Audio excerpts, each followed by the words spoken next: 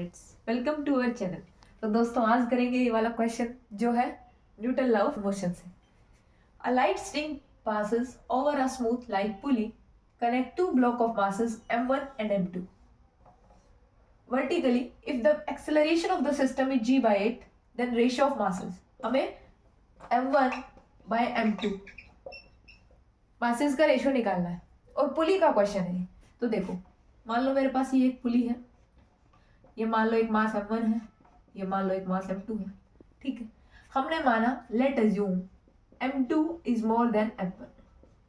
अब देखो जी, ये हो गया m2g, इधर हो गया m1g, तो m2g और m1g, तो नेट एक्सेलरेशन सिस्टम का दिया हुआ है g by 8।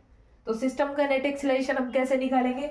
हमें पता है नेट फोर्स कितना है, m2g minus m1g total force is equals to total mass m1 plus m2 into acceleration.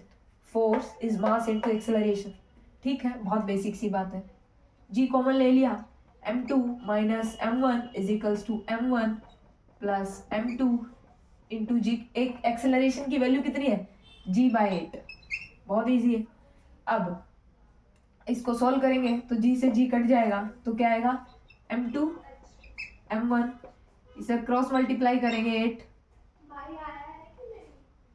Is equals to m1 plus m2। जब इसको सोल्व करेंगे तो क्या आएगा 8m2 minus 8m1 is equals to m1 plus m2।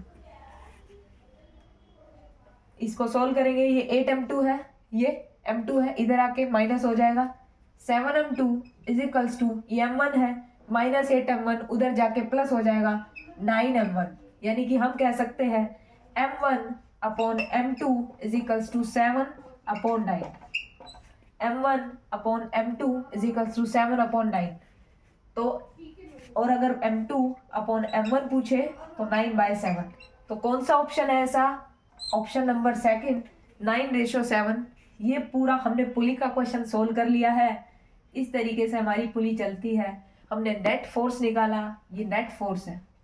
Net force is equals to m total into acceleration of the system. ये हमने formula लगाया, net force निकाला, टोटल मास लिखा m1 plus m2 into acceleration of system given था g by 8। और बस calculation हमने थोड़ी सी करी, मैथमेटिकल कराया थोड़ा सा, और इस तरीके से हमारा आंसर आ गया। होप है बहुत अच्छे से मैंने क्वेश्चन समझाया है। Thanks, have a nice day.